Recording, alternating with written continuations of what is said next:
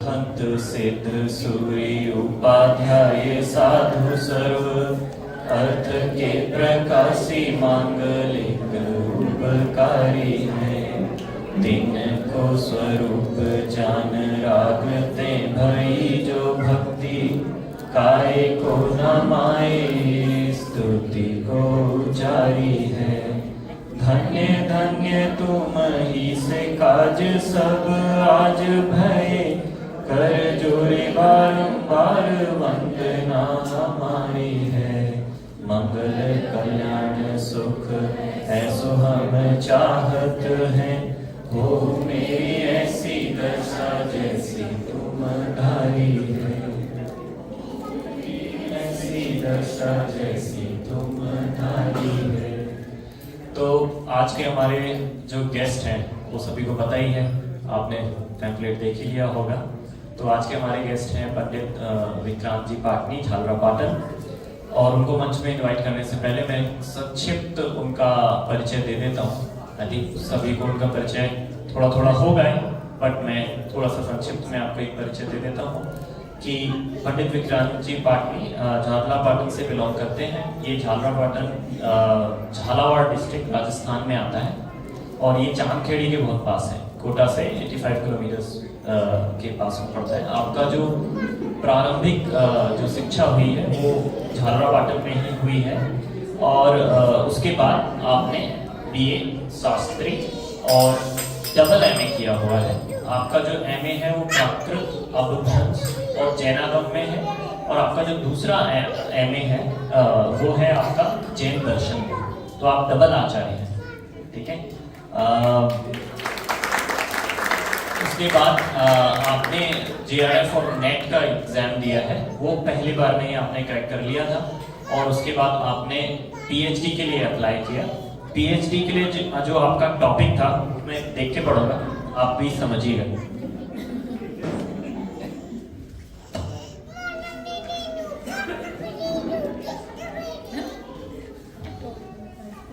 तो आपका पीएचडी का जो टॉपिक था वो था जैन ग्रंथ भंडारों का सर्वेक्षण, परख, अध्ययन, झालरा पाटन और उसके परिवर्त के विशेष संदर्भ में। आएगा समझ में? फिर से रिपीट करता हूं। जैन ग्रंथ भंडारों का सर्वेक्षण, परख, अध्ययन, झालरा पाटन और उसके परिवर्त के विशेष संदर्भ में। परिवर्त क्या होता है?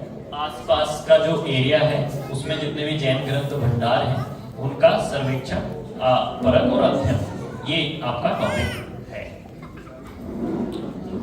इसके बाद आपने इसमें बहुत सारा काम किया। जितने भी भंडार आपको मिले, किसी किसी भंडार, जैन भंडार में तो 300 से भी ज्यादा ग्रंथ थे, हस्तलिपि बहुत सारे ग्रंथ अवेलेबल थे, उनका आपने अध्ययन किया। उनका सर्वेक्षण का मतलब ये रहता है कि हर एक ग्रंथ है, उस हर एक ग्रंथ में कितनी जो पेज हैं वो, और उसमें उन पेजों में कितने कितने अक्षर लिखे हुए हैं, वो सब उसका गहन अध्ययन करके एक जगह पर राइट डाउन करना। और आप सोचो कि यदि एक भंडार में 300 ग्रंथ है तो आप सोचो पीएचडी की थीसिस में कितने पेज होंगे, समझ रहे हैं? नॉर्मल पीएचडी थीसिस में कितने 250 पेज होंगे, लेकिन आप सोचिए कि इसमें कितने पेज हो जाएंगे। एक ही जैन ग्रंथ भंडार के हिसाब से 300 पेज तो यही हो जाएंगे, ठीक है।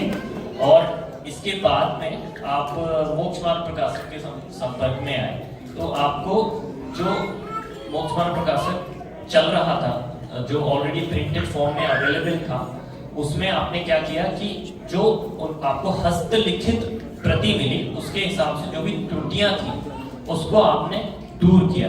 तो यहाँ पर आदिश भाई, तो आपको दिख जाएगा कि जो उन्होंने उसके बाद एक संशोधन पत्र जारी किया। वो जो संशोधन पत्र 2020 में जारी किया वो आपको यहाँ पर डिस्प्ले करके दिखाएंगे कि वो एटलीस्ट पूरे जितने भी 2000 आई थिंक 14 का एक सोनगढ़ से मोक्ष मार्ग प्रकाशक निकलता है, 2010 से स्मारक से निकलता है मोक्ष मार्ग प्रकाशक, और जो एक्चुअल में जो हस्तलिखित था उसके हिसाब से क्या क्या चेंजेस होने चाहिए, क्योंकि जो प्रति ऑलरेडी हस्तलिखित वो आपको बेटर बता पाएगी देन जो प्रिंटेड में कहीं ना कहीं तो त्रुटियां आ ही जाती हैं। तो उन्होंने एक ये संशोधन पत्र भी निकाला और आपके स्वाध्याय में बाबू युगल जी का बहुत प्रभाव दिखता ही है। आपने देखा ही होगा अभी तक के स्वाध्याय में बहुत सारा वो कोट भी करते हैं बाबू जी को। तो आपका साहित्य में रुचि होने की वजह से आपने बहुत पढ़ा भी है उनको, आपको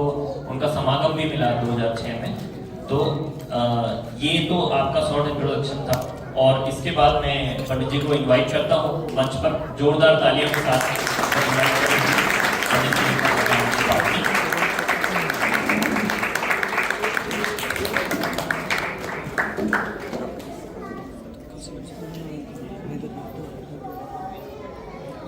तो ये तो हमने अभी एक संक्षिप्त परिचय ले लिया पंडित जी का, बट हम इसमें से थोड़ा सा डीप डाइव करते हैं और पंडित जी से ही पूछते हैं कि उनकी लाइफ में व्हाट वाज, मतलब आपका पिवटल मोमेंट क्या था आपकी लाइफ का, कि आपने जो आपको जैन धर्म से जोड़कर रखा और जिसने आपको जोड़ा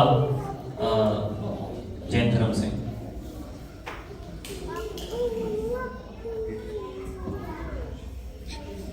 ऐसा बहुत से लोगों के जीवन में ऐसा होता है, कुछ ऐसा क्षण आया जिससे हम पलट करके इस मार्ग में लगे, या कुछ ऐसी घटना घटी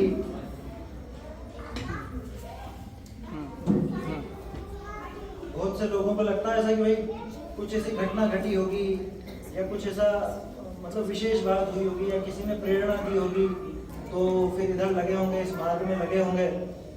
लेकिन जब आपने जो कहा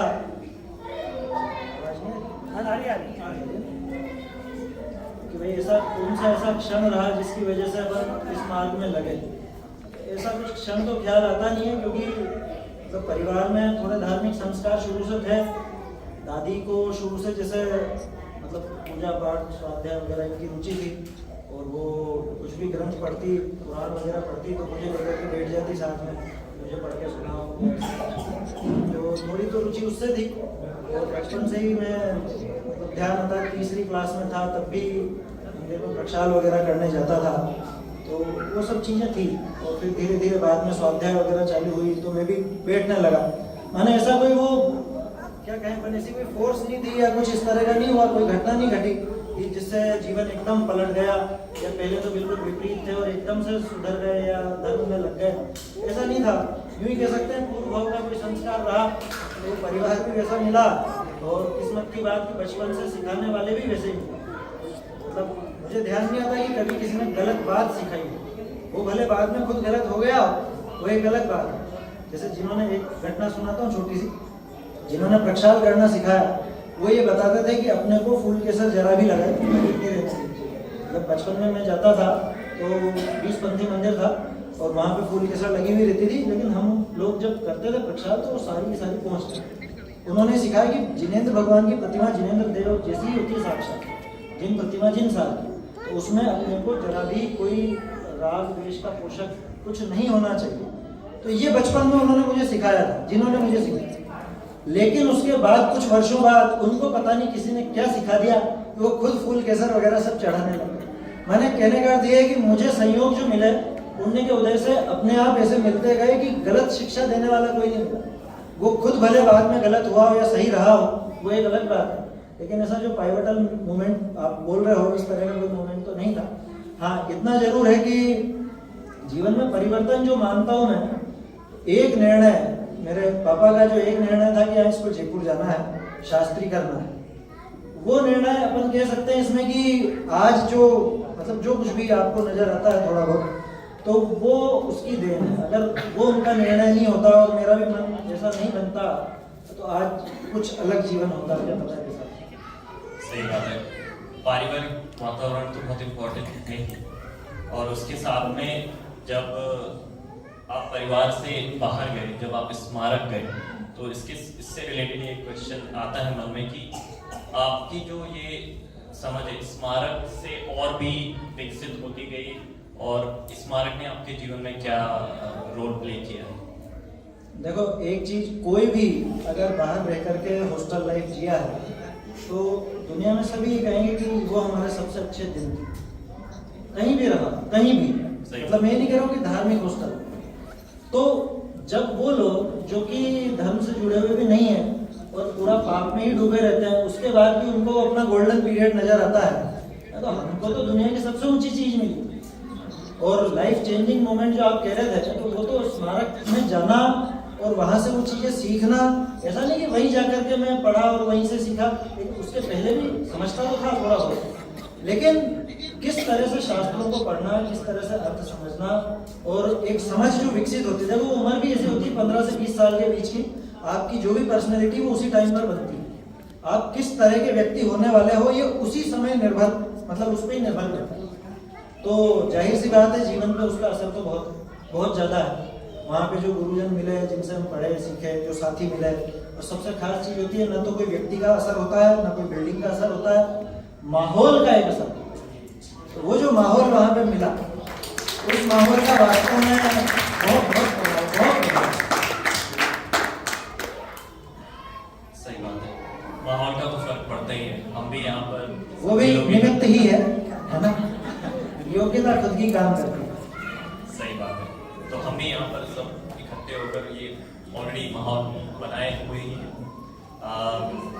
अब जो आपने जो जैन सिद्धांत हमने मतलब थ्योरेटिकल रूप से पढ़े हुए हैं, और हम सभी जो यहाँ पर बैठे हुए हैं पुणे महानगर में बैठे हुए हैं, तो इस पुणे महानगर में कुछ तो हमको जो लिमिटेशंस लाइफ की दिखाई देती ही है, वो जो लिमिटेशंस हैं जैन प्रिंसिपल्स को लेकर भी, उसको हम कैसे उसको मतलब दूर कर सकते हैं, आपके इस पर क्या विचार है?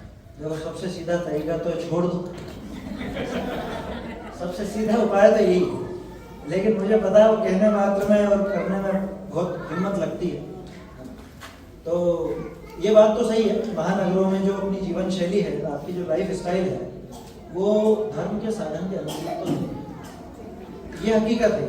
मतलब आप इसको भले अन्यथा रूप में मत लेना, कोई बुरी बात नहीं कह रहा हूँ, लेकिन ये तो मानना पड़ेगा जितने बड़े नगर होंगे उतना तो आप जैन की जीवन शैली से दूर हैं, ये पक्की बात है। आप मंदिर रोज नहीं जा पाओगे, वो जिनके घर पास में उनकी बात अलग है, लेकिन अधिकांश अगर 4-5 किलोमीटर दूर भी हुआ तो उसको एक बहाना मिल जाता है, अरे फिर देख लेंगे, अभी लेट हो रहा है तो आधा घंटा पहले उठ जाओ, उसमें क्या दिक्कत है? लाइफ स्टाइल चेंज करना बहुत भारी बात नहीं है। असल में चक्कर क्या है, हम वो लाइफ स्टाइल के हिसाब से खुद को मैनेज करना चाहते हैं, जबकि हमारी लाइफ उस लाइफ स्टाइल के हिसाब से नहीं चले। लाइफ स्टाइल लाइफ को किस तरह से मैनेज करना उसके हिसाब से चले। तो स्टाइल तो अपने को खुद को बदलनी पड़ेगी। आज सुबह भी जैसे अपनी संयम की चर्चा हुई, तो ऐसा नहीं कि महानगरों में अपन उसका पालन नहीं कर सकते। आप चाहो तो यहाँ भी छाने पानी का या और चीज़ों का जो भी अपनी बात हुई थी उनका प्रयोग कर सकते हैं, लेकिन महानगरों की जो लाइफ स्टाइल है उसको खुद को ही बदलना पड़ेगा। वो जैन शैली के अनुकूल तो नहीं, बिल्कुल भी नहीं। और एक चीज़ जो मैं व्यक्तिगत रूप से महसूस करता हूँ, आपको धर्म साधन करना है तो भीड़ भाड़ से अलग जाना ही पड़ेगा। एक छोटा सा उदाहरण देता हूँ। विनोद जी, ब्रह्मचारी विनोद जी थे, है ना, पहले भी शायद मैंने आप लोगों को उदाहरण दिया या नहीं दिया पता नहीं। थुबोन जी में एक नदी बहती है, उसके पास में कुटिया बना के रहते थे। एमटेक थे, मोबाइल से किसी का कोई संपर्क नहीं, किसी से बातचीत नहीं करनी, दिन भर बस अपनी कुटिया में वहां पर बैठ करके स्वाध्याय करते और कुछ नहीं। हकीकत है, ये भी उनका पता कब चला जब राकेश भाई साहब वगैरह जाके वीडियो बना करके लेके आए ब्रह्मचारी एमटेक थे। ऐसा नहीं कि ठीक है भाई पढ़े लिखे नहीं होंगे तो अलग से, सब काम धंधा नौकरी वगैरह छोड़ करके और एक तरफ जाकर के रहने लगे। शहर में भी तब जाते हैं जब कुछ खाने पीने का सामान लाना होता, राशन लाना होता तो जाते, अपना सामान खुद लाते, खुद बनाते, खुद खाते, अपना धर्माराधना करते, दिन भर स्वाध्याय मनन ध्यान चिंतन वगैरह। कोई जूम नहीं, कोई यूट्यूब नहीं, अरे किसी को सुनाने का भी भाव नहीं। ये बिल्कुल एकदम निराकुल जीवन जीने की शैली। तो मैं ये नहीं कह रहा हूँ कि आप भी कुटिया बना करके रहो या कुछ, लेकिन देखो भले बड़ा शहर छूटे या नहीं छूटे, लेकिन अपने में से बड़ा शहर तो निकालो। लाइफ स्टाइल जो एक दिखावे की है, दिखावे की और एक वो स्टेटस सिंबल जो हम बना करके रखते हैं कि नहीं मेरे पास तो ये गाड़ी होगी तो ही चलेगा, मेरे पास ये मोबाइल होगा तो ही चलेगा, या मेरे पास इतने आभूषण होंगे तो ही चलेगा, या हमारी लाइफ स्टाइल ऐसी होनी चाहिए, या हमारे घर में नल ऐसे होंगे कि भाई हाथ नीचे रखे तो पानी चले, वो भैया उसमें पानी छनेगा ही नहीं। समझ में ही बात। लाइफ स्टाइल तो खुद को बदलनी पड़ेगी, जिसमें छन्ना नहीं लग सके ऐसे नलों का काम हमको क्यों लेगा, जिसमें आपके घुसते ही लाइट चालू होगी और अपने आप ही बंद होगी, ऑटोमेटिक उसमें बिजली जारी है, जीव मर रहे हैं, ऐसा काम क्यों करना। ऐसे मकान क्यों बनाना जिसमें दिन में भी आपको लाइटें जलानी ही पड़े। मतलब ये एक लाइफ स्टाइल वाली बात मैं आपको बता रहा हूँ। महानगरों में रह करके भी अपन थोड़ा बहुत इसका प्रयोग कर सकते हैं, रहने वाले अमेरिका में रह करके भी करते हैं, मतलब जिनको जीवन शैली जैन जैसी बनानी, और नहीं करने वाले गांव में रह करके भी नहीं सुधरते। तो नगर का इतना फर्क नहीं है, फिर भी एक जैन के अनुकूल जीवन शैली अगर रखनी है तो थोड़ा छोटा शहरी ज़्यादा अच्छा रहता है। मेरा ये व्यक्तिगत मानना है, आपका इसमें मतभेद हो सकता है, उसमें कोई दिक्कत नहीं है, हमें सबके अलग अलग विचार हैं। बहुत ही सुंदर पॉइंट आपने कहा, और मुझे इससे याद आता है कि हम शहर में रहें तब तक तो चलेगा, और शहर हमारे अंदर नहीं रहना चाहिए। आपको लगेगा इसमें क्या अंतर है? इसमें वही अंतर है जो नाव में पानी रहे या पानी में नाव रहे। तो ऑब्वियसली पीयूष भाई हम छोड़कर नहीं जा सकते इस शहर को, बट हम यहाँ वो जीवन शैली कैसे विकसित कर सकते हैं। भाई साहब ने एक बहुत सुंदर बात कही कि रहने वाले अमेरिका में भी रहते हैं, so it's all about a will power, और अगर हम उसको बात को समझेंगे तो वो हमारे जीवन का हिस्सा जरूर बनेगी।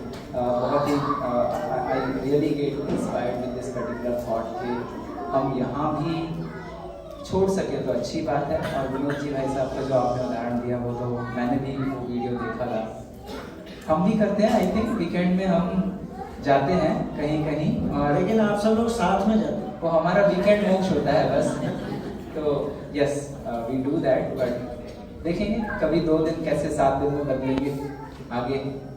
लेकिन एक चीज इसमें और जोड़ना चाहूँगा, मतलब जो मैंने बात कही ना उसमें आप एक चीज समझो, क्या कोई आरंभ त्याग वाला व्यक्ति ऐसे आपके बिल्डिंगों में रह सकता है?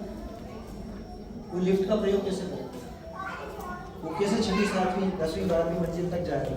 कोई आरंभ त्याग है, वो नहीं जा सकता, वो नहीं करेगा। आया समझ? ऐसे ही कोई क्या ब्रह्मचारी, वो जिसके ब्रह्मचारी प्रतिमा है वो क्या लिफ्ट में जा सकेगा? वहां पर दूसरी महिलाएं भी जाएगा कैसे? बहुत ही इम्पोर्टेंट पॉइंट आपने कहा है। मुझे ऐसा लगता है कि आई थिंक हमें, जैसे हम अपने जीवन का गोल प्लान करते हैं तो एक पर्टिकुलर टाइम के बाद हम कब रिटायर होने वाले हैं, कहाँ शिफ्ट होने वाले हैं, कहाँ परमानेंटली रहने वाले हैं, इन सब शैलियों के बारे में भी शायद हमें विचार करना होगा। क्योंकि एक सामान्य परिवार से आने वाले व्यक्ति के पॉइंट ऑफ व्यू से देखा जाए तो आजीविका ही एक बहुत इम्पोर्टेंट एस्पेक्ट बनता है। नो डाउट पुण्य प्रमाण ही आजीविका होती है, बट उसमें भी एक कहाँ जो आपने कहा था when to stop, when how to stop, वो जो एंगल आई थिंक हमें दिशा देगा कि कब हम ऐसा भी जीवन जिए कि हम अपने से उच्च जो धर्म पालन करने वाले हैं उनके लाइफ में हम सहयोगी हो सकें। इसके लिए हमने सेकेंड एक सेशन भी लिया था, अचिंत भैया ने सेशन लिया था कि कहाँ से वेयर टू स्टॉप, परिग्रह परिमाण, तो वो एक सेशन बहुत अच्छा था। और पंडित जी ये जो हम बहुत सारी बात ये आती है कि जो यंग क्राउड में कैसा रहता है कि हेलो कैसा रहता है कि जैन प्रिंसिपल हमने पढ़े तो हैं बहुत, बट उनके माइंड में ऐसा रहता है कि जैन वो यंग क्राउड उससे भाग रहा है, उसने पढ़ा हुआ है, लेकिन एक फैक्ट हमको जो दिखता है, आप बाहर देखेंगे तो सब दिखता है कि हम वो भाग रहा है, दैट इज अ फैक्ट। तो उसके लिए कोई एक आप रोड मैप बता सकते हैं कि वो उसने पढ़ा तो है लेकिन वो दूर जाना चाहता है उससे, क्योंकि उसको उतनी अंडरस्टैंडिंग नहीं है। लेकिन हमने कल का ही जो हमारा सेशन हुआ था, इतने एक्सपीरियंस्ड लोग आकर हमको बता रहे हैं कि जितने भी जो जैन प्रिंसिपल्स हैं वो आप कैसे डे टू डे लाइफ में आप कर सकते हो, ये सब जानने के बावजूद भी वो भाग रहा है, ऐसा क्यों है? और उसका हम क्या उसको रोड मैप दे सकते हैं यंग क्राउड को? क्वेश्चन में एक दो चीजें हैं, एक तो रोड मैप जो आपने कहा वो पढ़ने के संबंध में या लाइफ स्टाइल के संबंध? लाइफ स्टाइल के संबंध में। देखो उसमें तो रोड मैप शुरुआत उसकी होती है आपकी अपब्रिंगिंग से।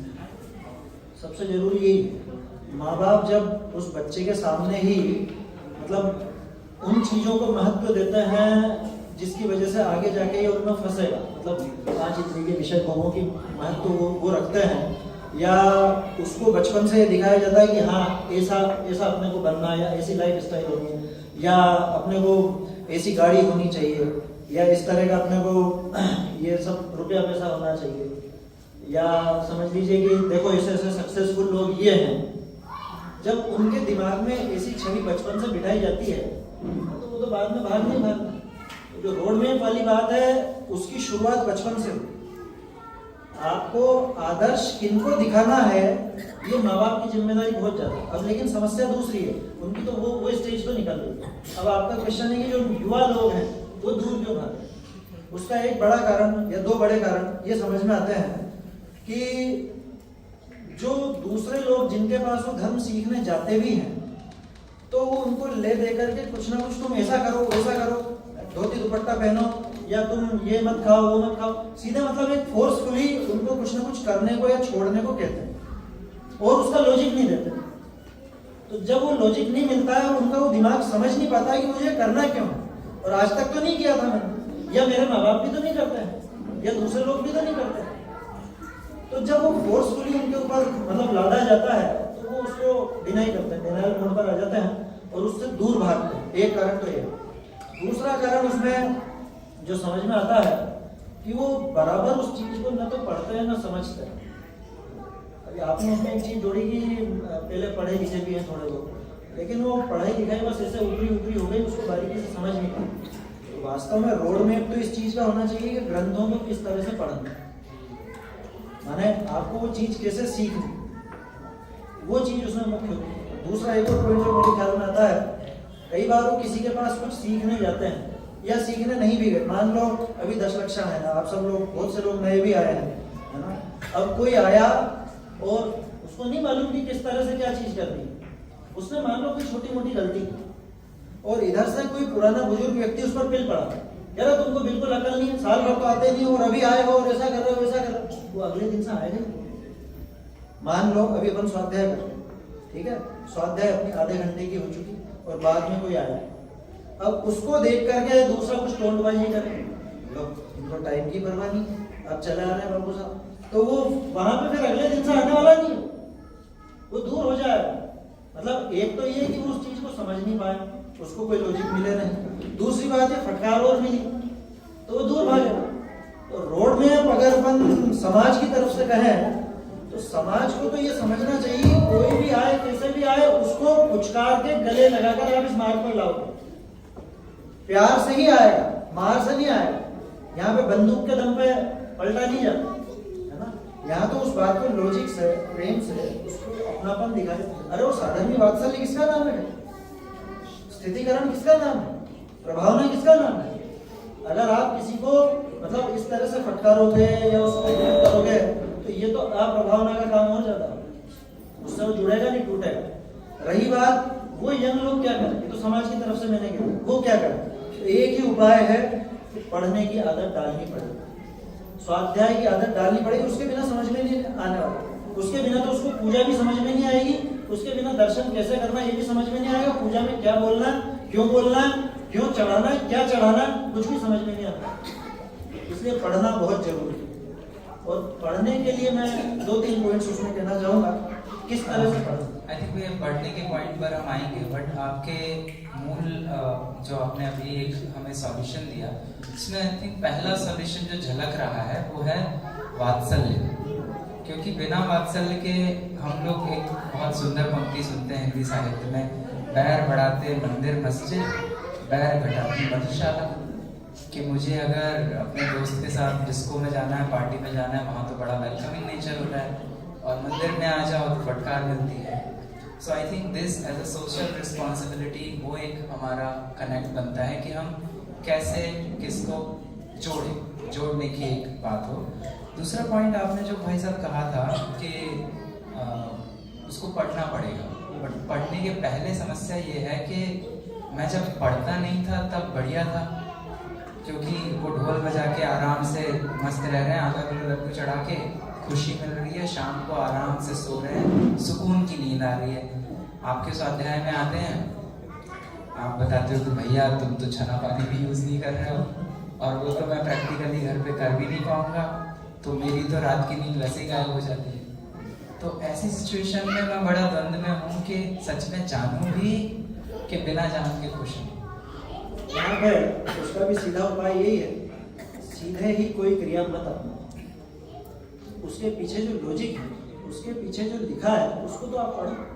जवाब तो मिलेगा पढ़ने से, मतलब समझने से। पढ़ने का मतलब सिर्फ वो बुक रीडिंग नहीं है, उसके बारे में अपन किसी से चर्चा करो, समझो, जो उसके विषय में ज़्यादा जानता है उससे बात करो, या उस पर और जो भी जैसे लेक्चर वगैरह सब तो उपलब्ध होते हैं वो भी पढ़ना ही है। देखो यहाँ जो श्रोता अपन कहते हैं, श्रोता शब्द श्रुत से बना, श्रुत का अभ्यासी वो श्रोता।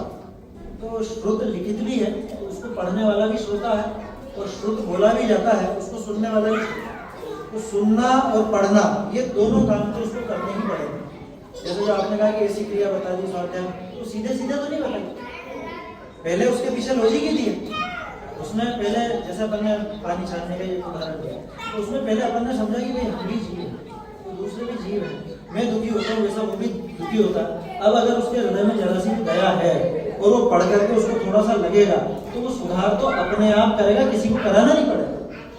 क्योंकि जैन दर्शन की एक बात बहुत अच्छी है, जबरदस्ती थोपा नहीं जाता, बच्चे पे भी नहीं थोपा जाता, उसको समझाया जाता है प्रेम से। थोपोगे तो वो उछट के दूर भागेगा, ये पक्की बात है। और प्रेम से समझाएंगे, लॉजिक देंगे, तो अपने आप जुड़ेगा, समझेगा, आएगा। अभी आप में से बहुत से लोग हैं, जैसा आप खुद भी जानते हो, आपके हर साल जितने लोग आते हैं 2-4 नए कोई ना कोई आपसे जुड़ ही जाते हैं। मुझे बताओ किस चीज से जुड़े? वो पूजा से तो नहीं जुड़े, इतना तो पक्का है। और ये हमारा खुद का भी अनुभव है, जितनी भी हमारे यहाँ पर संख्या बढ़ी थी वो सब स्वाध्याय और पाठशाला से ही बढ़ी थी। और आपके यहाँ भी जितनी संख्या बढ़ी है, आज भी जितने हुए हैं, वो सब पाठशाला और स्वाध्याय से ही जुड़े हैं। आप कुछ करा करके नहीं जोड़ सकते। इसलिए वो पढ़ना, अभ्यास करना, मैं बार बार पढ़ना बहुत सरल शब्द का प्रयोग कर रहा हूँ, स्वाध्याय शब्द थोड़ा कठिन लगता है। तो पढ़ो, सुनो, सीखो, ये होना चाहिए, अभ्यास होना चाहिए। पढ़ना तो है ही, बट समझना ज्यादा है। पढ़ के यदि समझ जाएंगे हम, तो वो ज्यादा प्रैक्टिकली उसको अप्लाई भी कर पाएंगे अपनी लाइफ में। तो पंडित जी, इसमें फिर ये बात आती है कि आज जो हम अभी देख रहे हैं इसमें कि हम तो ये मॉडर्न सोसाइटी में रहते ही हैं, ठीक है, तो इसमें मतलब इर्रिस्पेक्टिव ऑफ एज ग्रुप हमारे मतलब जीवन में एक तनाव तो है हमेशा।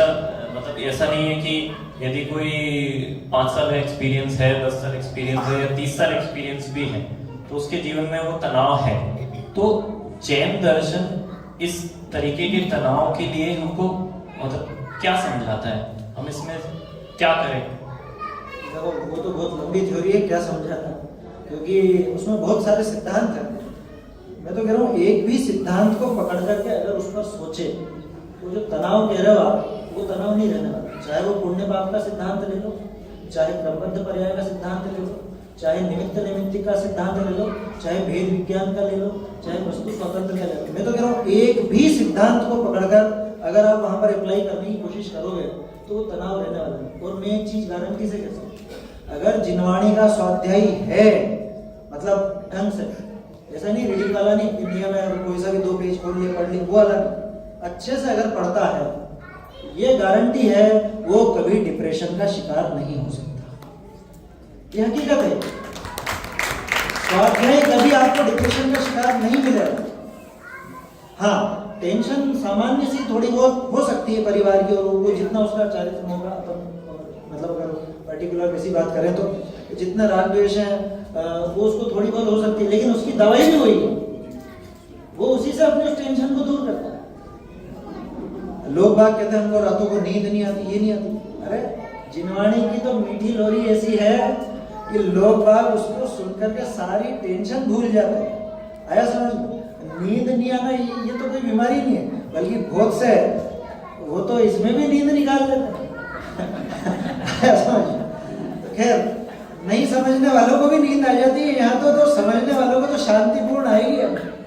इसलिए वो जो टेंशन वाली बात है और तनाव वाली जो बात है, असल में वो जो पहले अपन ने लाइफ स्टाइल वाली बात की वो उससे जुड़ी हुई चीज। ये टेंशन चल करके अपने पास नहीं आती, अपन चल करके टेंशन के पास गए। मैंने चुना वो काम जो मुझे टेंशन दे। मैंने क्यों चुना वो काम जो मुझे टेंशन दे? मैं ऐसा काम क्यों नहीं चुनूं जिसमें टेंशन नहीं, मस्ती का काम बिल्कुल आराम से। भाई क्या होगा ज्यादा से ज्यादा?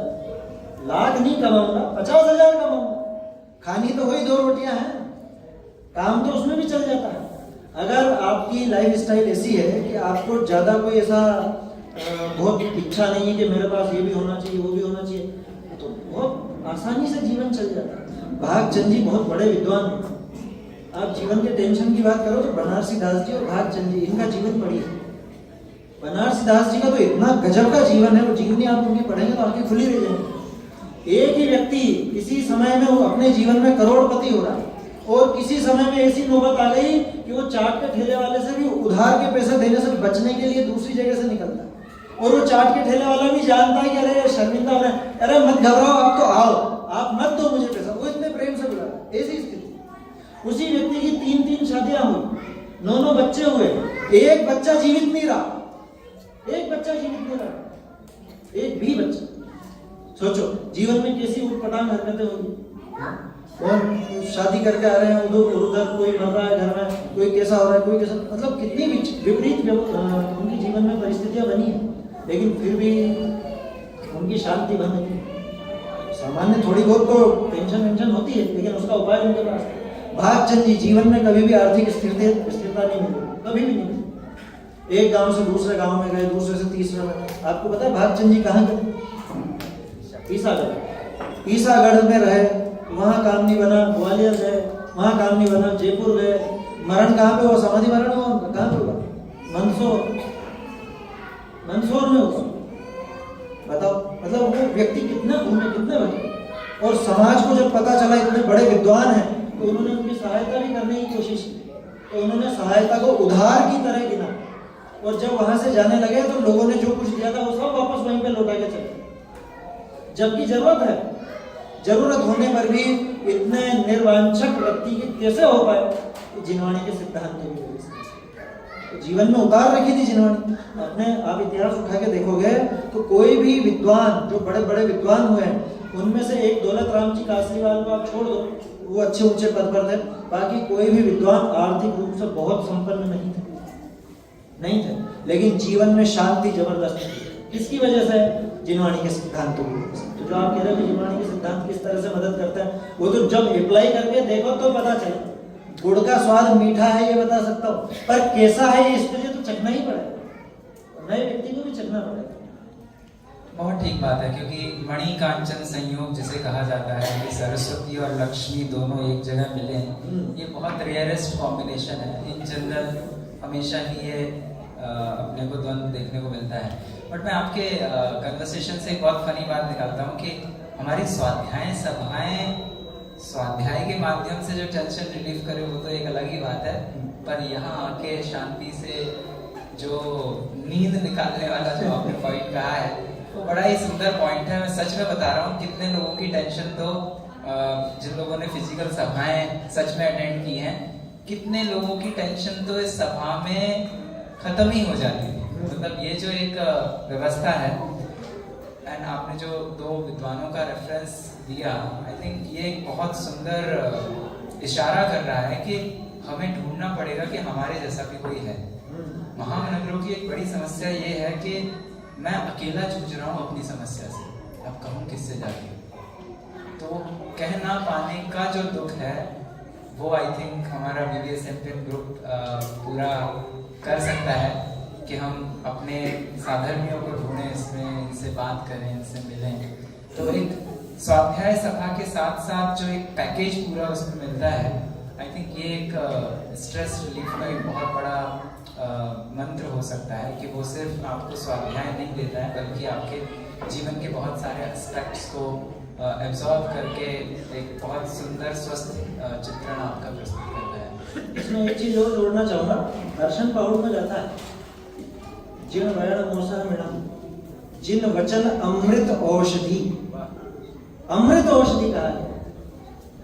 जन्म मरण के दुखों को तो दूर करती है, लेकिन आप जो स्ट्रेस और ये सारी बात कह रहे हो, ये तो चुटकी बजाते दूर होती है।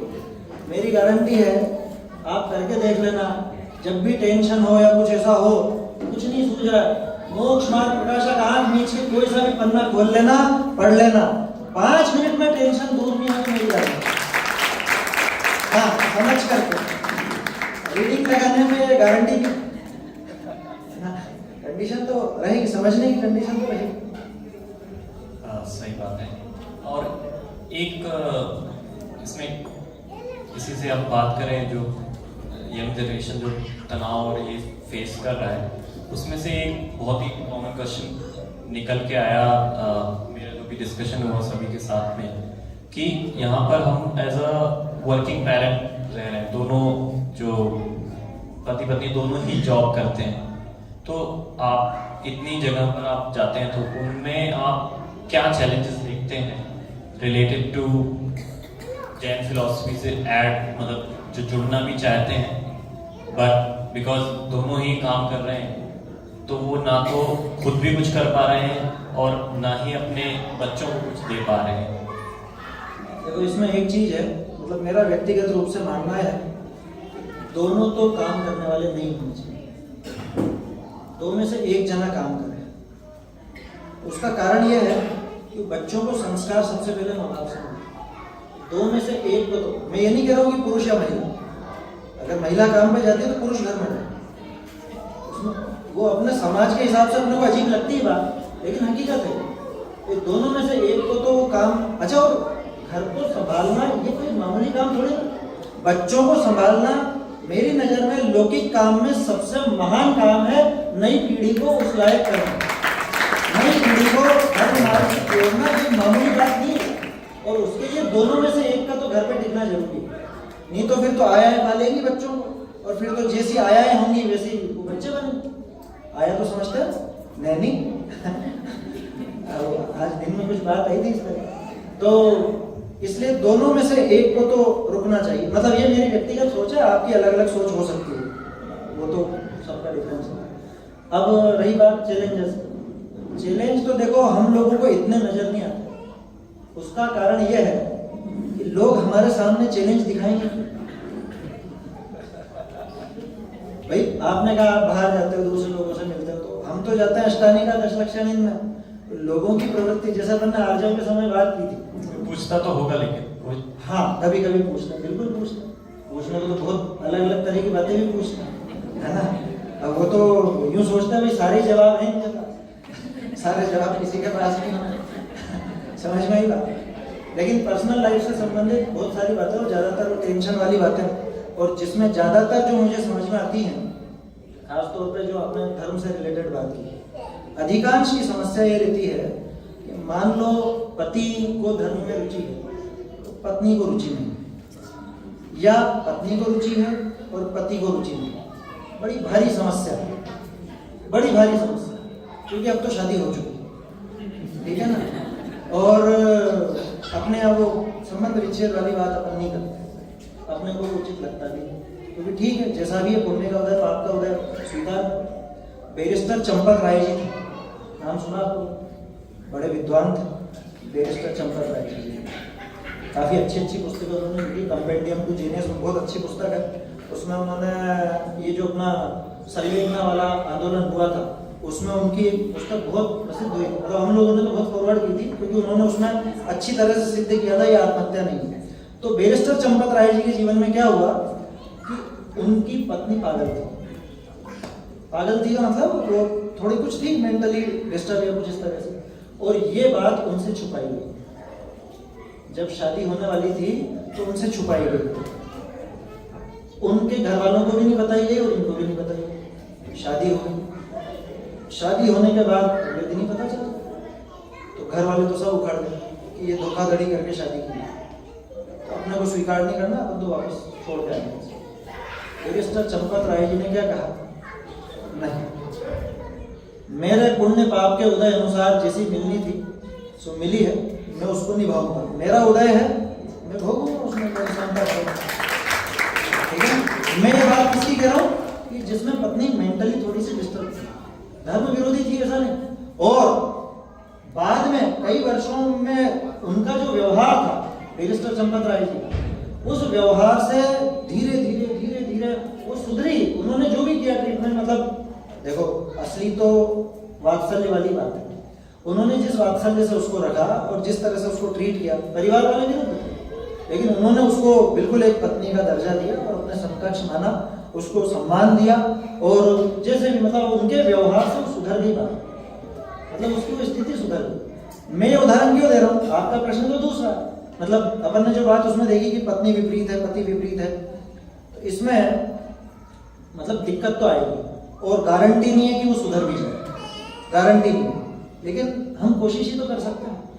मेरे पास बहुत सी ऐसी महिलाओं के उदाहरण हैं, मेरी पहचान में ऐसी महिलाएं हैं, वो पहले समझ लो जब तक अपने घर पर थी बहुत अच्छे से धर्म का पालन किया, उन्होंने कभी जिंदगी में आलू प्याज नहीं खाया, रात्रि भोजन नहीं किया, ये सब खाते थे। शादी हुई, सासू बोलती कि खाना तो यही बनेगा, आलू ही बनेगा और यही खाना पड़ेगा और रात को ही खाना पड़ेगा, तो रात को तो नहीं खाई, ठीक है ना, नहीं खाया, लेकिन दिन में तो आलू की सब्जी बनेगी। अब बोलो क्या करेंगे, कोई दिक्कत नहीं है, मैं नमक मिर्ची से रोटी खा लूंगी, खाई, महीनों तक खाई। आया समझ, आप जानते भी हो उनकी मम्मी, है ना, मैं नाम नहीं लूंगा, लेकिन वो है किस्सा। तो बहुत समय तक तो वो दृढ़ रही। आज आलम यह है कि पूरा परिवार, सास ससुर देवर देवरानी पति, उन सबको उसने पलट दिया, उन महिला ने पलट दिया। मतलब वो आज के युग की सतियां हैं ये, आया समझ में। सतियां और कैसे होती है, सतियों के जीवन में प्रतिकूलता आने पर भी दिखती नहीं है, उनके प्रतिकूलता ही नहीं। बहुत से ऐसे होते हैं थक हार करके फिर ढल जाते हैं, तो वो असल में उनकी व्यक्तिगत प्रतियोगी थी। मेरे बहुत से मित्र हैं सर, पहले बहुत अच्छे थे, लेकिन शादी हुई और शादी के बाद में देवी जी आई तो उनको तो सब चाहिए, है ना, घूमना फिरना खाना पीना होटलों में और इनमें, तो वो बेचारा परेशान हो गया। पहले तो थोड़ा विरोध भी किया, लेकिन असल में क्या होता है, जिसकी कषाय बंद होती है ना, वो ये लड़ाई जीत भी नहीं पाता, क्योंकि वो कैसे बहस करे, वो अपनी शांति नहीं खोना चाहता, तो वो उसके हिसाब से फिर ढल जाता है। तो इसका उपाय वैसे तो प्रैक्टिकली मुश्किल है, कहने में आसान है कि भैया अपन दृढ़ रहो अपने, वो बिल्कुल आसान है, लेकिन उससे आपसी फ्रिक्शन थोड़े से बढ़ते हैं। तो चंपत राय जी का जो उदाहरण है उसको जीवन में अपनाना चाहिए। अपना जो भी पुण्य का उदय है, पाप का उदय है, उसको स्वीकार करके जैसा है उसको वैसा स्वीकार करो, लेकिन अपन अपने धर्म मार्ग पर दृढ़ रहो। उससे कभी उस पर प्रभाव पड़ना होगा तो पड़ जाएगा। गोपाल दास जी भरैया की पत्नी का उदाहरण है ना, वो तो मुझे कहने की जरूरत है, आप सब जानते हैं। तो इसका उपाय अगर कहीं हो सकता है तो शादी के पहले हो सकता है। शादी के पहले कैसा, भैया जीवन साथी ऐसा चुनना, या अपने जो भी बच्चों के लिए अगर देखना तो ऐसा देखना कि जो साधर्मी हो, जिसमें धर्म के प्रति प्रेम हो, जो उस बात को समझता। क्योंकि विपरीत अगर चुन लिया तो आपने गड्ढे में धकेल दिया अपने बच्चे या बच्ची। बाबूजी एक बात बहुत अच्छी कहते थे, सजातीय हो, क्योंकि जाति का भी बहुत ले लेता है लोगों को, क्या कि हमको तो हमारी जाति में ही करनी है, खंडेलवाल में ही करनी है, देशवाल में ही करनी है, परवाल में ही करनी है, बघेलवाल में ही करनी, इत्यादि इत्यादि। यहाँ महाराष्ट्र में जैसे जो चलते हो आप देख लीजिए, तो बहुत बहुत आग्रह रहता है कि नहीं हमको तो हमारी उसमें ही करनी है। भैया सजाती हो लेकिन विधर्मी हो तो छोड़ देना दूर से, लेकिन विजातीय हो पर साधर्मी हो उसको स्वीकार करें। बहुत बड़ी बात है, ये समझ में आएगी नहीं ये बात। सजाती माने अपनी जात वाला हो, लेकिन साधर्मी नहीं है, धर्म का पालन नहीं करता, तो वो दूर ही रखने लायक है। ऐसे तो रिश्तेदार भी धीरे धीरे कट जाएंगे, अपना दूर होते जाएंगे, उनसे होना ही पड़ेगा। वो तो यूं ही छूटे छुटाए हैं, इस भाव के बाद तो कौन सी रिश्तेदारी उनसे रहने वाली, पहले भी नहीं थी, पिछले वाले कौन से यार। तो सजाती हो लेकिन विधर्मी हो तो अपनाने लायक नहीं, विजाती हो लेकिन साधर्मी हो तो अपनाने लायक। अरे अजैन कुल में पैदा हुआ तो भी अपनाने लायक है अगर साधर्मी हो। ये इसमें पहले से ही सुधार हो सकता है, बाद में तो पुण्य पाप प्रमाण, लेकिन खुद की दृढ़ता उसमें चाहिए।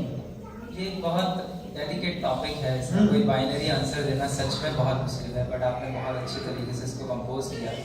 बट एक समस्या ये है कि आजकल ये जन्म कुंडली के पहले आलू प्याज वाली कुंडली मिलने लग गई है, और उसके चक्कर में क्या परेशानियां हैं कि सच में वो एक आलू प्याज और रात्रि भोजन, जो कि हम अभी यहाँ पर सभा में बैठे हैं इसलिए वो थोड़ा सा ऑकवर्ड लगेगा, बट वो इतना बुरी तरह से हाईलाइट हो गया है कि इसके चक्कर में वो अपना जीवन साथी ही नहीं चुन पा रहा है व्यक्ति, और एज बढ़ती जा रही है। उसमें कारण वही है, वो जो सजाती पने का आग्रह बढ़ा है ना, इस वजह से नहीं चुन पा। क्योंकि ऐसा नहीं है कि लड़के या लड़कियां नहीं हैं, लेकिन मेरी जिद है कि मुझे तो मेरी जात में ही करना है, तो फिर वो समस्या आएगी आएगी। मैंने आई थिंक हम एक्चुअली किसी एक मुखौटे के पीछे किसी और एक दूसरी बीमारी को बन पा रहे हैं। प्रेफरेंस अपने को तय करना पड़ेगा, मुझे मतलब वास्तव में चाहिए क्या। अगर मुझे धर्मात्मा चाहिए तो मुझे जाति का आग्रह छोड़ देना चाहिए, मुझे और कुंडलियों का आग्रह छोड़ देना चाहिए, मुझे रुपए पैसे का भी आग्रह छोड़ देना चाहिए। यहाँ तक कि अरे गुड लुकिंग चाहिए, ऐसा चाहिए, वो प्राइमरी क्या है, पहले अपन अपना प्राइमरी खुद मतलब गोल निश्चित कर लें, प्रेफरेंस अपने को किसको देनी है वो निश्चित कर लें। बाकी चीजें ठीक है, अच्छा कुंडली के उदय में जैसा होगा सो मिल जाएगा, और कोई बड़ी बात नहीं है। अच्छे अच्छे घर के बहुत सुंदर से शादी करी, बाद में कुरूप हो गई, फिर क्या करोगे? बाद में नहीं हो जाता है। किसी का चेहरा कैसा हो गया कि पहले तो बहुत हीरो जैसा लगता था, अब तो ऐसा लगने लग गया है।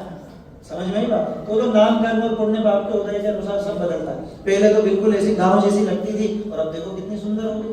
तो ये सब चीजें होती हैं, इसलिए वो प्राइमरी नहीं रखना। प्राइमरी तो अपना गोल यही होना चाहिए कि भैया धर्मात्मा साधर्म, ये मुख्य होना चाहिए।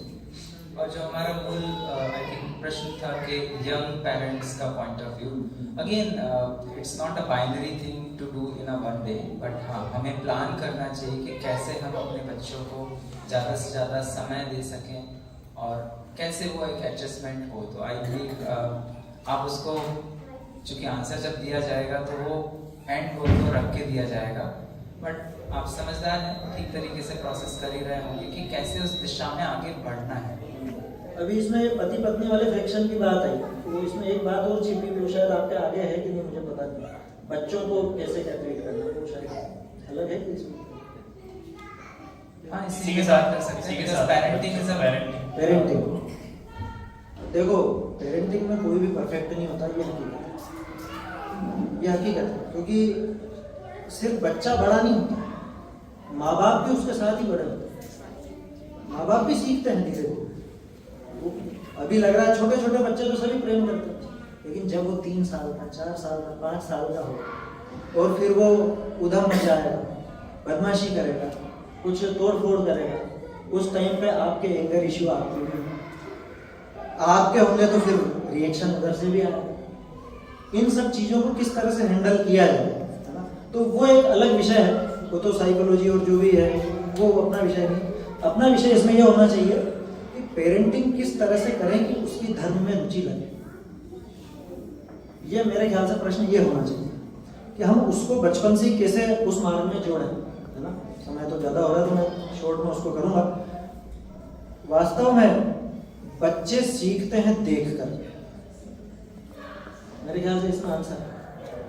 बच्चे देखकर सीखते हैं। छोटा सा उदाहरण देता हूँ, पहले पढ़ा था मैंने कहीं कि ट्रेन में एक महिला सफर कर रही थी, है ना, उसके साथ उसकी बच्ची बैठी थी, इसके हाथ में भी मोबाइल, उसके हाथ में भी मोबाइल। अब वो थोड़ी दूर पर उसने देखा कि एक सीट पर एक महिला बैठी है, उसके पास भी बच्ची है, वो औरत भी पढ़ रही है और उसकी बच्ची भी पढ़ रही है। तो वो उसने पूछा कि मैडम आपने ये कैसे किया? तो उसने कि क्या किया? आपकी बच्ची को पढ़ने की आदत है, हमारी बच्ची को तो हम कहते हैं तो नहीं पढ़ते। हमें पता नहीं कैसे हुआ, बस ये जो देखती है वो करती है। उसका जवाब कितना गजब का है, ये बस नकल करती है, ये देखती है जो करती है। तो सीधा सा जवाब यह है कि जैसे आप रहोगे वैसे आपके बच्चे रहेंगे, ये हकीकत है। मैंने मेरे जीवन में देखा, मेरे घर में देखा।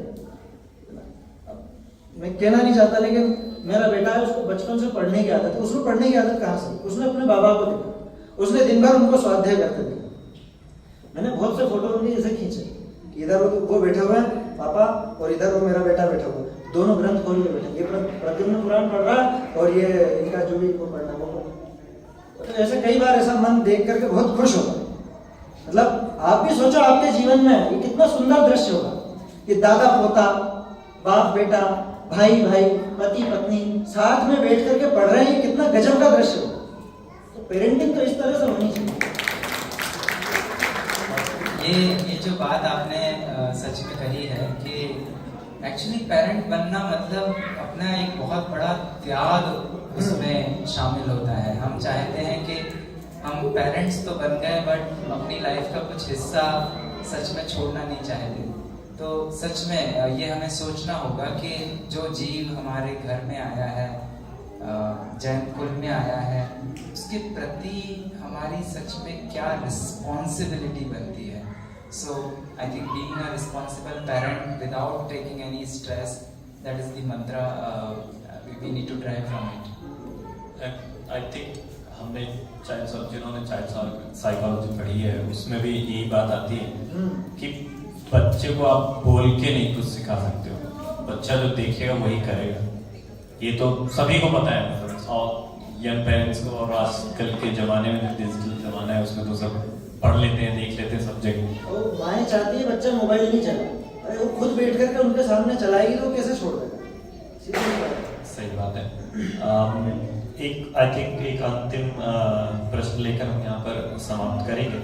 एक जो प्रश्न आता है मन में कि जो जैन धर्म में जो हम अभी समाज का जो परिवेश हम देख रहे हैं उसके हिसाब से क्या हो सकता है इस जैन धर्म का फ्यूचर. हम ऑलरेडी 2500 साल हमारे हो गए, अभी 18,500 साल और हैं, तो उसमें क्या मतलब आप क्या देखते हैं जैन धर्म का स्वरूप? देखो अब इसके अपन मतलब आप यूँ कहना चाह रहे हो 18,500 साल तक चलेगा या नहीं चलेगा, सीधा प्रश्न यही है.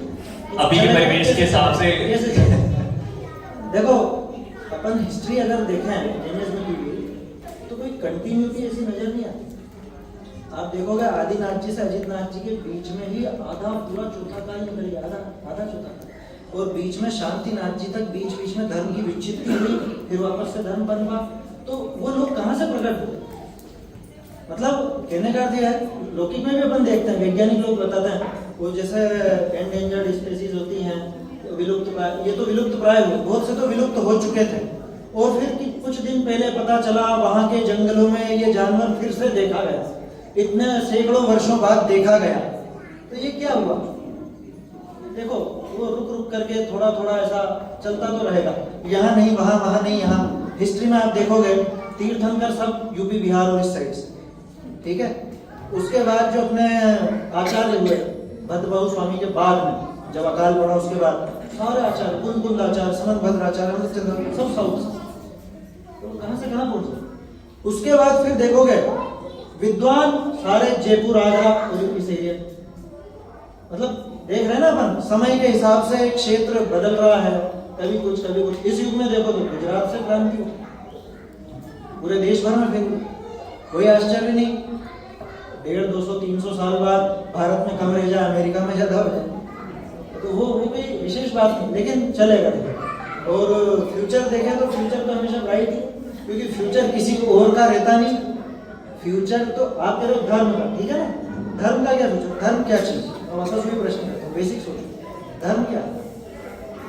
न धर्मो धार्मिक है, तो जो धार्मिक का फ्यूचर है वो धर्म का फ्यूचर है, क्योंकि धर्म तो उस धार्मिक की पर्याय है.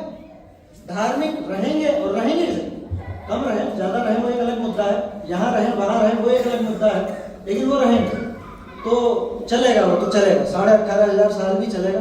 कभी धार ज्यादा दिखेगी, कभी धार पतली दिखेगी, लेकिन वो धार बनी रहेगी, ये मेरा मानना है. और अपन चिंता क्यों करें, अपने जीवन तक तो रहेगा कि नहीं रहेगा, बस अपने को अपना कल्याण करना है, बाकी जो जीव होंगे वो हमें देखेंगे. सो समय को देखते हुए हमें अभी यहाँ विराम लेना होगा, बट बहुत सारे प्रश्न ऐसे हैं जिनके उत्तर अब आपको आगे के स्वाध्यायों में मिलेंगे. सो भाई साहब के इस लास्ट पॉइंट को अगर कंक्लूड किया जाए तो बहुत सुंदर बात है कि हम इस बात की चिंता ना करें कि जैन धर्म का क्या होगा, हम इस बात की चिंता करें कि हमारा क्या होगा. सो वो एक की टेक अवे है. एक प्रश्न बहुत इम्पोर्टेंट है, आई बिलीव आप स्वाध्याय में से कवर कीजिए प्लीज. और वो प्रश्न ये है कि एज अ बिगनर मुझे पता नहीं, बट मैं आ गया यहाँ पर, चालू किया मैंने, बट कोई एक रोड मैप हो जिससे मैं जैनिज्म को समझ सकूँ प्रॉपर वे में. 6 महीने का कोर्स, साल भर का कोर्स, 1.5 साल का कोर्स, मेरे शॉर्ट टर्म गोल क्या हो, लॉन्ग टर्म गोल क्या हो, इस पर आपसे मैं आग्रह करूँगा. 5 मिनट में तो ले सकते हैं अपन. हाँ, मैं भी इस पे जितना समय चाहिए उतना अपन स्वाध्याय में इस विषय में हम आपसे जानना चाहेंगे. क्विकली अगर आप 5 मिनट में. क्विकली तो 2-5 पॉइंट्स इसमें देख सकते हैं अपन. एक तो जो आपने कहा कि थोड़ा बहुत तो सीखा, पहले तो ये जरूरी है कि जैन दर्शन अगर पढ़ रहे हैं तो एक व्यवस्थित तरीका होना चाहिए। अगर आप जैसे बिगिनर कहा आपने, तो शुरुआत तो आप बालबोध से करो, बेस्ट। बालबोध पाठमाला, वीतराग विज्ञान पाठमाला, ये बिल्कुल बेस्ट है, इससे समझ में आए। शुरुआती चीजें हैं, छेड़ाला, मोक्ष मार्ग प्रकाशक, ये शुरुआती है। मोक्ष मार्ग प्रकाशक बहुत ऐसा हो नहीं कि आपको बहुत बुद्धि चाहिए उसके लिए। हाँ, ये है कि जगह जगह पर उसमें अध्यात्म की बारीकियां हैं, तो वो तो जैसे जैसे पढ़ते जाएंगे समझ में आएंगी, तो शुरुआत वहां से कर सकते हैं। अब पॉइंट्स क्या है, किस तरह से पढ़ना, उसके थोड़े से मैं आपको बताता हूँ जो मुझे लगे। एक तो पढ़ना रेगुलर, वो छोड़ना नहीं, हार के भी नहीं छोड़ना कि अरे अब समझ में नहीं आ रहा मुझे, आएगा कोई ना कोई क्लू मिलेगा जहां से वो पूरी बात क्लियर हो जाएगी। इसलिए हार के छोड़ना नहीं, निरंतर पढ़ना, निरंतर। एक पढ़ने की आदत ऐसी नहीं होनी चाहिए कि आज ये किताब उठाई, ये खोल लिया, वो किताब उठाई, कल उसको खोल लिया, 2 पेज इसके पढ़ लिए, 2 पेज उसके पढ़ लिए, ऐसा नहीं। जो भी पढ़ो आद्योपांत पढ़ो, शुरू से लेकर आखिर तक। ये जरूरी है क्योंकि प्रकरण उसके बिना समझ में नहीं आता। उसके अलावा एक जो सबसे खास चीज है वो कहना चाहता हूँ, क्योंकि आज का समय भटकाने वाला बहुत। किसी भी अगर वो व्याख्या है या कुछ भी है, किसी ने कुछ अपने तरफ से लिखा है, छापा है, उस पर सीधे सीधे विश्वास मत करो। क्वेश्चंस आपके होने चाहिए, क्वेश्चंस होने चाहिए, और क्वेश्चन का जवाब आपको तभी मिलेगा जब आप मूल से देखो। अगर हो सके तो कोशिश ये करो कि आचार्यों के मूल ग्रंथ जरूर पढ़ना चाहिए। संस्कृत नहीं आती कोई दिक्कत नहीं, हिंदी उपलब्ध है ना, प्राकृत नहीं आती हिंदी उपलब्ध है, मूल ग्रंथ जरूर पढ़ो, उसकी आदत डालना चाहिए। क्योंकि जितनी भी भ्रांतियां चलती है ना, ज्यादातर व्याख्याओं की वजह से चलती है। मूल में वो बात होती नहीं और व्याख्या में आ जाती तो गड़बड़ हो जाती। पुराणों में भी ऐसा ही होता है, मिलावट बहुत जगह हो जाती है, तो वो समझना बहुत जरूरी है, ठीक है ना। और कुछ भी अगर छपा हुआ है तो उसको ये मत समझो ये प्रामाणिक है, छप गया तो प्रामाणिक है, संस्कृत में लिखा है तो प्रामाणिक है, या प्राकृत में लिखा है तो प्रामाणिक है। एआई के जमाने में ये बात ही बेमानी है। मैं हिंदी में कुछ भी लिख करके और संस्कृत प्राकृत में ट्रांसलेट करवा सकता हूँ, कुछ भी कर सकता हूँ। तो वो लिखा होना, पुराना होना, हस्तलिखित होना भी प्रामाणिक नहीं है। मैं इतनी बड़ी बात कह रहा हूँ आपसे। प्रामाणिकता की निशानी क्या है वो आपको मिलेगी मोक्ष मार्ग प्रकाशन में। 8वां अधिकार आप पढ़ो, उससे समझ में आएगा कि ग्रंथ कैसा प्रामाणिक होता है, कैसे उसको स्वीकार करना है, कैसे नहीं करना। कुल मिला के 2 उसके छोटे से पॉइंट्स हैं, वीतरागता और अहिंसा। ये 2 मुख्य चीजें हैं। अगर उस बात से वीतरागता और अहिंसा का पोषण होता है तो स्वीकार करना, वीतरागता अहिंसा का पोषण नहीं होता है तो समझ लेना मामला गड़बड़। ये एक छोटी सी प्रामाणिकता, ठीक है ना। और आखिरी पॉइंट तो यही कहूंगा मैं, 8वां अधिकार जरूर पढ़ो। जो अपन ने क्रम चालू किया तो 8वां अधिकार जरूर पढ़ो, मतलब बालबोध वगैरह और वो सब भी पढ़ा। अब अपने को कुछ मूल ग्रंथ तैयार, उसकी तैयारी करनी है, पढ़ना, उसके पहले 8वां अधिकार मोक्ष मार्ग प्रकाशन का जरूर पढ़ लेना चाहिए। और अंत में आमनाय जरूरी। आमनाय माने बार बार उसको दोहराना, याद करना भले नहीं है, दोहराना जरूरी है। क्योंकि अपना ज्ञान इतना बड़ा नहीं है कि अपन उसको याद रख सकें। अच्छे का ज्ञान धोखा दे जाता है, 1 सेकंड में धोखा दे जाता है। ना तो ज्ञान का घमंड करना, और निरंतर आमनाय जरूर होना चाहिए। बार बार जो अपन ने पढ़ा उसको दोहराना जरूर चाहिए। करत करत अभ्यास को निशान तभी पढ़ेगा उसको। So I'll conclude this particular question in 2 words. Continuity चाहिए, कंसिस्टेंसी चाहिए, और कंसिस्टेंसी के साथ साथ आपको थोड़ी मेहनत तो करनी पड़ेगी। कुछ पाने के लिए कुछ खोना पड़ेगा। हमारी लाइफस्टाइल में ये स्वाध्याय कैसे इंटीग्रेट हो सकता है ये आपसे बेहतर और कौन जान सकता है। यहाँ पर हम विराम लेंगे। जिनवाणी के संबंध में एक बहुत सुंदर बात कही थी भाई साहब ने, वीतरागता की पोषक ही जिनवाणी कहलाती है, यह है मुक्ति का मार्ग निरंतर हमको जो दिखलाती है। ऐसी जिनवाणी माता के गोद में हम अपना सारा स्ट्रेस, सारी समस्याओं का समाधान ढूंढें। इसी भावना से अभी यहाँ विराम लेते हैं। विशेष चर्चा आगे होती रहेंगी। आपके सारे प्रश्न के उत्तर इस जिनवाणी माता के आलोक में भाई साहब के माध्यम से अगले 4 दिनों में हमें और मिलेंगे। अभी के लिए यहाँ विराम लेते हैं। जय जय श्री राम।